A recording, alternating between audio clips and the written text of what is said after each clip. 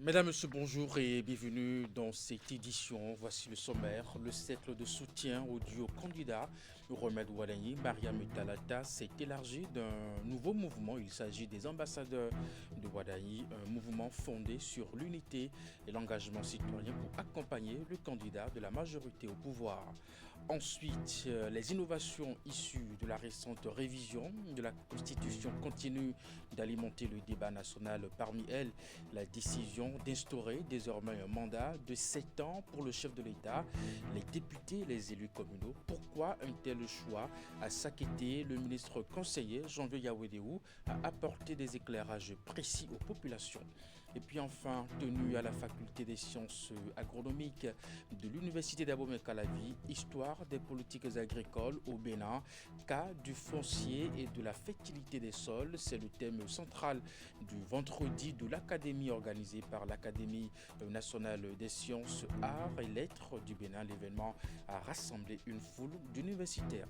Voilà pour vous le sommaire de cette édition. À nouveau bonjour et bienvenue si vous nous rejoignez. On démarre par cette annonce à travers l'agence Bénétour SA.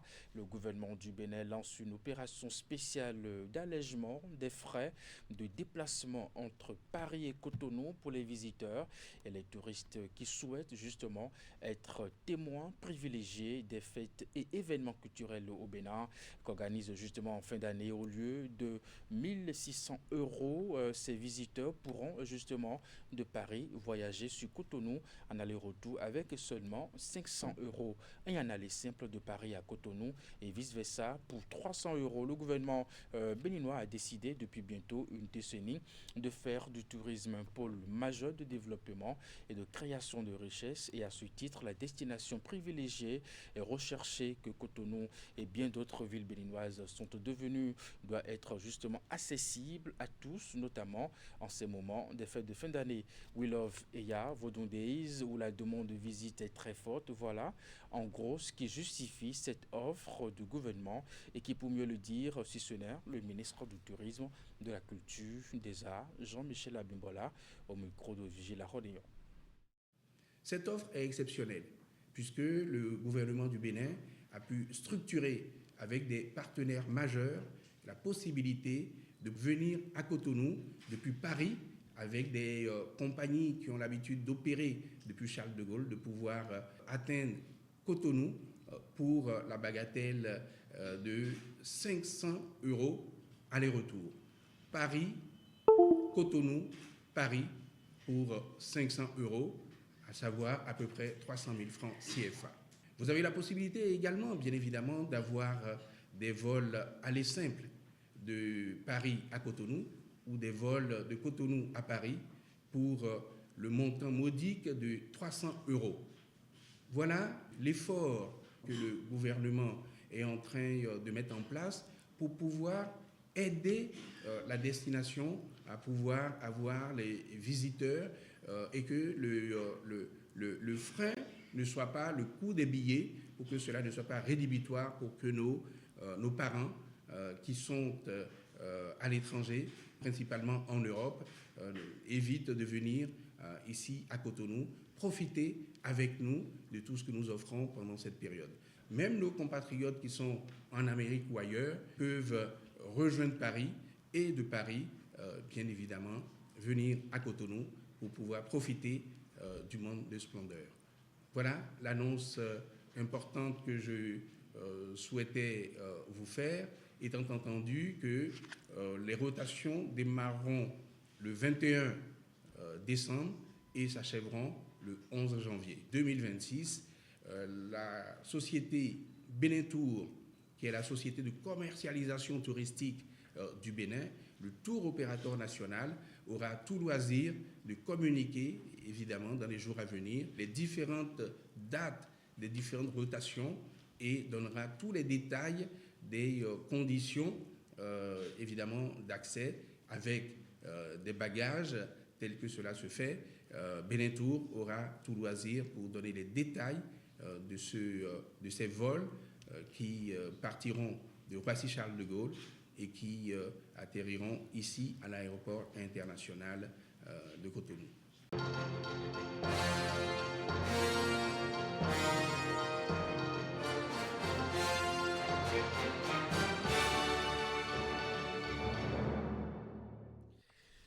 Nous sommes dans la séquence d'en route pour 2026 et pour l'élection présidentielle 2026 au Bénin. Le cercle de soutien au duo candidat Romuald Wadani, Mariam Talata s'est élargi d'un nouveau membre. Eh bien, il s'agit des ambassadeurs de Wadani, un mouvement fondé sur l'unité et l'engagement citoyen pour accompagner le candidat de la majorité au pouvoir. La rentrée justement officielle s'est déroulée à Tiémé, dans le département du Mono. Les précisions avec Narcisse Alossé, Florent Dehou. De la parole à l'acte, Léon Basile Rossi affiche à la face du monde la cohérence de son choix exprimé quelques mois plus tôt pour l'élection présidentielle de 2026 au Bénin. Le député LD, élu de la 17e circonscription électorale, porte ici sous ses bras le mouvement Les Ambassadeurs de Romuald Wadani qui vient en soutien à la candidature du duo Wadani-Talata. Nous avons jugé impérieux de soutenir la candidature de M. Romuald Wadani. Nous portons en nous cette conviction que l'avenir n'appartient pas aux plus bruyants, mais aux plus lucides, aux plus constants, aux plus sincères dans leur engagement. Notre vision est un horizon, un souffle, une promesse silencieuse qu'incarne le ministre d'État Romuald Wadani. Et selon les responsables de ce mouvement politique, cette conviction est fondée sur la responsabilité, l'intégrité et l'exigence autour des vertus comme la lucidité et l'humilité. Leur boussole, c'est un opposant au régime actuel, mais qui reste l'un des premiers soutiens aux candidats de la majorité au pouvoir. Je n'ai pas été compris, même pas par ceux qui m'ont appelé pour me féliciter. Je n'étais compris de personne, surtout de ma famille politique. J'ai été affublé de tous les propos désobligeants, insoupçonnables et à la limite insoutenables. Et l'homme dit avoir survécu à cette tempête dans sa famille politique. Et plus loin, il ne faiblit pas. J'ai donc fait sans remords, du haut de ma petite expérience politique, de soutenir le ministre d'État Romuald Wadani et je l'assume. Au moment où nous assistons à la fin d'un règne qui n'aura pas comblé certes toutes les attentes, mais un régime qui a fait ce qu'il a pu, il faut le reconnaître. Comme on dit chez nous, avoir dit qu'un tort, je n'y paie. Ce rassemblement était l'occasion pour les responsables du mouvement Les Ambassadeurs de Romuald Wadani de présenter à l'opinion publique leur mission et leur vision. Ce qui se résume à la promotion d'une culture politique sereine et constructive autour de Romuald Wadani. Les innovations issues de la récente révision de la Constitution continuent d'alimenter le débat national. Parmi elles, la décision d'instaurer désormais un mandat de 7 ans pour le chef de l'État, justement les députés et les élus communaux. Alors pourquoi un tel choix à s'acquitter? Le ministre conseiller Janvier Yawedéou a apporté des éclairages précis aux populations justifiant la portée et les motivations de cette nouvelle architecture institutionnelle. Suivez ici le compte rendu avec Emma Rodonou. Vous savez, une élection, ça coûte.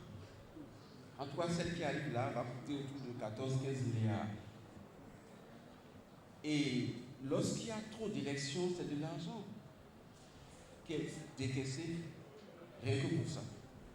Vous vous rappelez, en 2006, il y a eu les élections présidentielles. 2007, il y a eu les élections législatives. 2008, élections communales. 2011, législatives. 2013, communales. 2015, législatives. 2019, législatives. 2021, présidentielle. 2023, législatives. Si on comptabilise 12-15 milliards par élection, ça veut dire qu'on a voisin 150 milliards rien que pour les élections. Mais si on faisait 10 ans, ça veut dire qu'on ferait des économies terribles. Ça nous coûterait donc moins de 30 milliards.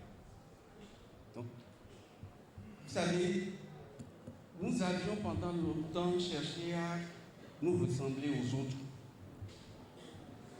Nous devons réfléchir par nous-mêmes. Est-ce que celui qui est rassasié doit réfléchir de la même manière que celui qui a faim? Chaque pays doit prendre ses lois définir ces institutions en fonction de ces problèmes. Lorsque vous êtes déjà bien développé, vous pouvez vous permettre d'avoir des renouvellements de gouvernance chaque 3 ans ou 4 ans. Jusqu'en 2002, en France, ceux qui nous ont colonisés, là-bas, la durée du mandat présidentiel, c'était 7 ans, par exemple. Et le président chinois actuel, Xi Jinping, est au pouvoir depuis 13 ans. Ça s'y fait bien. C'est leur modèle, ça.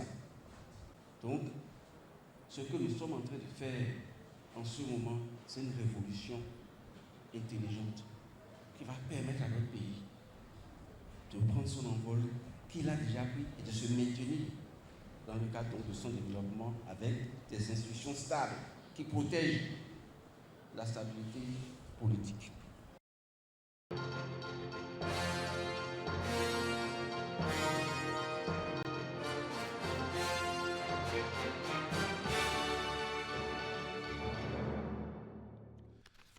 Dans la suite de cette édition, histoire des politiques agricoles au Bénin, cas du foncier et de la fertilité des sols, c'est le thème central du vendredi de l'Académie organisée par la Commission permanente agriculture, élevage et pêche, foresterie et arboriculture de l'Académie nationale des sciences, arts et lettres du Bénin, tenue à la faculté des sciences agronomiques de l'Université d'Abomey-Calavi. L'événement a rassemblé une foule d'universitaires. Compte rendu, Hugues Véningbe, Rachid Soubirou. De l'époque préhistorique à l'ère contemporaine, plusieurs politiques publiques ont dessiné et redessiné le secteur agricole au Bénin. Cette édition du vendredi de l'Académie questionne ces mutations temporelles et leurs implications sur le foncier et la fertilité des sols. La visée de la Commission permanente agriculture, élevage et pêche, foresterie et arboriculture de l'Ansalbe est de mesurer les transformations imprimées au domaine de la sécurité alimentaire et du développement rural. De façon spécifique, ce vendredi de l'Académie vise à retracer les grandes étapes et mutations des politiques agricoles béninoises de l'indépendance à nos jours. Retracer l'évolution de la politique foncière au Bénin et son influence sur le développement agricole. Mesurer l'impact des mesures de politique agricole mises en œuvre et définir des règles de politique agricole. 4 communications sont présentées à cet effet à l'assistance. Au nombre des thèmes développés, analyse rétrospective des politiques agricoles du Bénin au prisme des paradoxes du développement, histoire de la politique foncière du Bénin et état des sols au Bénin et les politiques de fertilisation de 1960 à nos jours. Il était question pour nous de montrer que le foncier de tout temps a été un enjeu majeur de développement. Et c'est un enjeu en ce sens que ça regroupe plusieurs dimensions. Ça a une dimension économique, ça a une dimension sociale, ça a une dimension environnementale, culturelle, mais également politique. Après notre indépendance, à partir du 1er août 1960 et ce jusqu'à la période révolutionnaire qui a commencé en 1972, on note que le Dahomey d'alors avait pour but de se séparer de la mère patrie qui était la France et donc de s'asseoir en tant que nation souveraine. Maintenant, cette souveraineté politique s'est retrouvée limitée dans le sens où tout ce que cette république devait faire avait besoin de moyens financiers fournis par l'étranger. À noter que les présentations sont intercalées d'une phase de questions-réponses.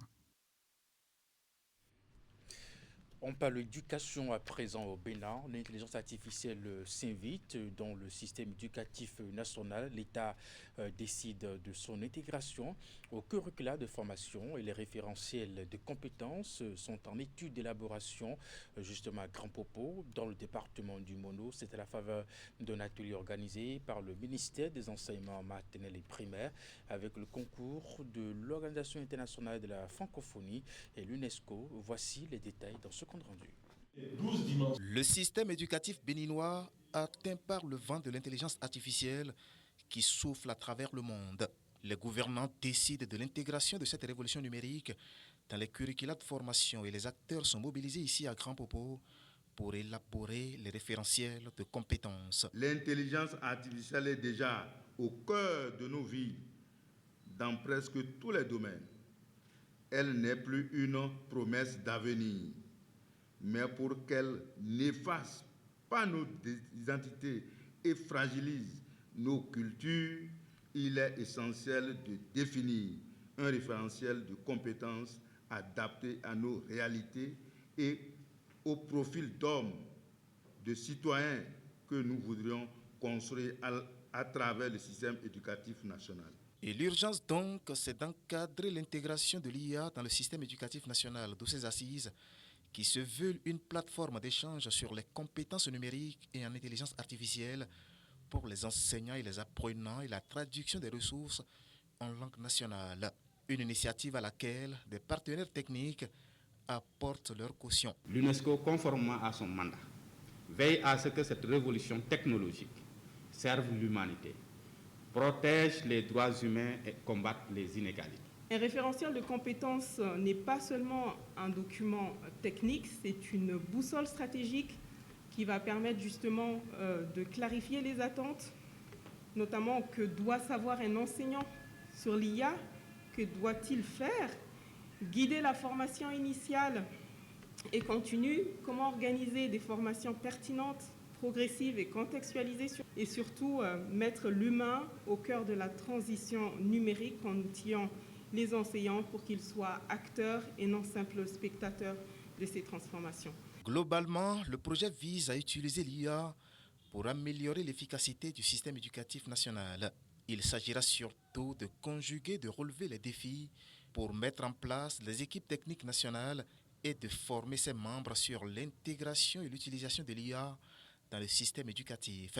Les référentiels issus de ces 3 jours de réflexion seront soumis à l'appréciation des gouvernants pour validation. À Parakou, à présent, le cadre de concertation nationale des acteurs de l'agroécologie, toujours aussi déterminé dans sa lutte pour le passage vers des systèmes agricoles et alimentaires durables. Ainsi, après 2 premières éditions réussies, cette plateforme de dialogue a procédé justement au lancement officiel de la 3e édition de la Semaine nationale de l'agroécologie.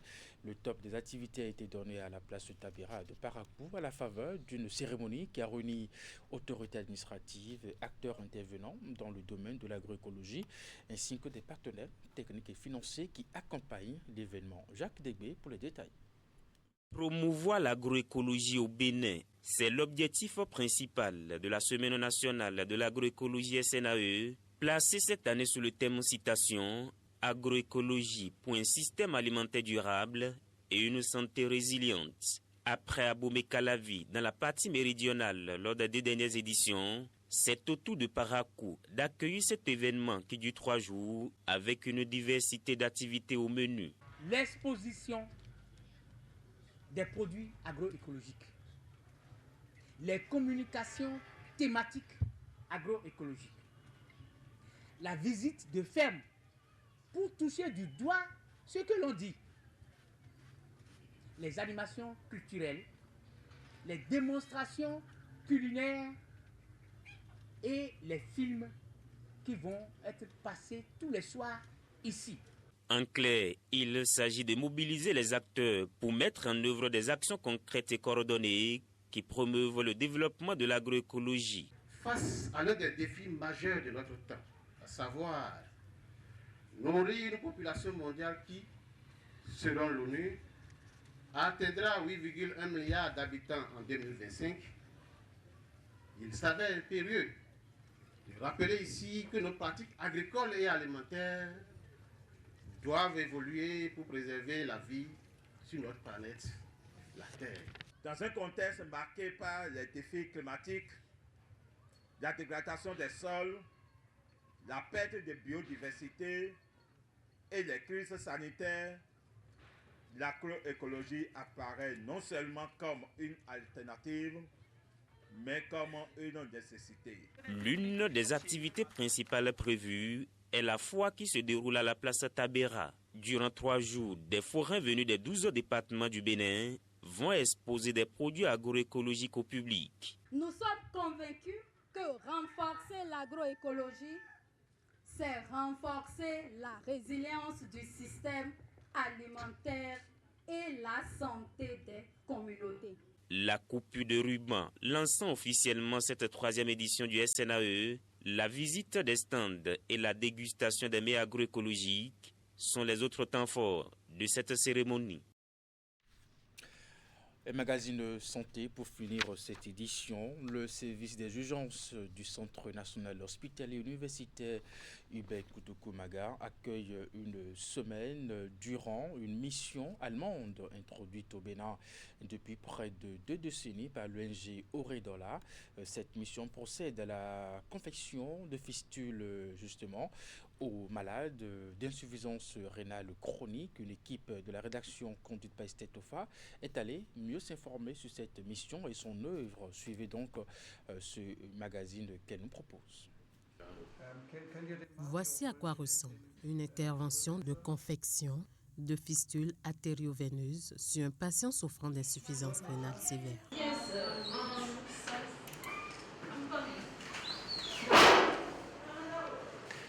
Cette intervention est réalisée au Centre national hospitalier universitaire Hubert Kutukumaga de Cotonou.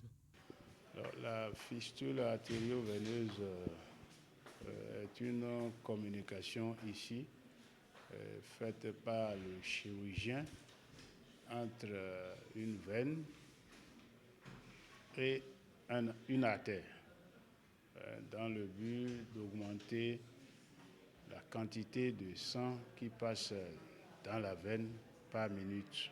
On parle de débit. Et c'est dans un but de traitement. On utilise cette veine-là pour faire la dialyse, qui est l'épuration ici du sang. En utilisant cette veine, on parle d'hémodialyse. Une intervention maîtrisée et réalisée par les chirurgiens béninois grâce à l'organisation non gouvernementale allemande Oredola qui effectue une mission chaque année au Bénin depuis 2009. Au début, c'est la maman du docteur Koussemou qu'il a eu l'occasion donc d'opérer en Allemagne en 2010 et que c'est un peu comme ça qu'il a pris contact avec docteur José Koussemou et avec lui, ils ont mis en place ce projet qui lui a permis de venir au Bénin pour faire ces opérations et qu'il en a fait plusieurs avec donc les fistules artério-veineuses aux Béninois. Et qu'avec le temps, puisqu'il est allé à la retraite, il a demandé à certains collègues, ils sont 2, docteur Dama et docteur Dur, de venir donc l'aider dans ce projet-là. Et que maintenant, c'est eux qui opèrent avec beaucoup de succès ces patients dialysés du Bénin. Il est important de souligner le soutien de Oumedica International qui, grâce à sa détermination, a permis d'avoir beaucoup donc, de succès pour cette opération. C'est eux qui leur permettent d'avoir tout ce que vous avez dans les valises. Ce sont des matériels d'opération, les instruments pour pouvoir faire la suture. Tout ce qui est indispensable pour l'opération est donné par Oumedica International. Notre pays dispose de chirurgiens cardiovasculaires et thoraciques. Ils sont 2 en service au CNHU. Ils confectionnent ces fistules-là. Il y a également des chirurgiens généralistes, dont moi, qui maîtrisent un peu la confection de cette fistule. Alors, il y a certains cas complexes qui nécessitent plus ou moins une expertise. Alors, le but de cette mission, c'est surtout de former plus de chirurgiens pour qu'il y ait une accessibilité des malades à cette chirurgie-là, à l'intérieur du pays, en dehors du CNHU. L'initiative est encouragée par les responsables de la section chirurgie viscérale du centre hospitalier ainsi que par l'ambassadeur de la République fédérale d'Allemagne au Bénin qui a effectué une visite sur les lieux. Je suis très impressionné parce que c'est un engagement civil allemand. Il y a pas mal de ONG allemandes qui s'engagent avec leur propre temps, leurs propres finances pour le Bénin. C'est très impressionnant ce qu'ils font. J'aime beaucoup mettre en valeur cet engagement privé, cet engagement civil de la société civile allemande, parce que ça ne va pas de soi. Il y a toujours une connexion personnelle derrière. Dans la ville de Bayreuth, il y a un Béninois qui habite là-bas depuis plus de 25 ans, je crois, qui s'engage dans plusieurs domaines à établir des connexions aussi pour les ONG. Donc c'est eux qui a amené, avec son frère qui était là-bas aussi dans un des hôpitaux, qui a commencé cette coopération avec le professeur Stiegler. Donc, et là, ça continue avec la nouvelle génération. C'est un projet très intéressant qui évolue depuis 2009. Et depuis 2009, ces partenaires, par l'intermédiaire de l'ONG Oredola, ont commencé par travailler avec nous. Au départ, c'était avec le professeur Heinrich Stiegler seul qui venait et qui il fait 10 jours donc, et pour la prise en charge des cas de confession de fistule artério-veineuse chez les patients insuffisants rénaux au stade terminal. Et depuis lors, chaque année, il n'y a pas eu d'interruption jusque-là. Chaque année, ils viennent pour nous appuyer et surtout prendre en charge les cas les plus compliqués, ceux que l'équipe locale n'a pu prendre. Et il faut vous dire que si l'équipe locale n'existait pas et qu'eux, ils ne venaient pas, on est alors obligé de faire évacuer ces patients pour leur permettre de continuer leur vie. La mission se déroule sur une semaine et prend en compte une centaine de patients sélectionnés sur la base de la sévérité de leur mal. Des séances de transfert de compétences se tiennent au fur et à mesure avec les internes en formation.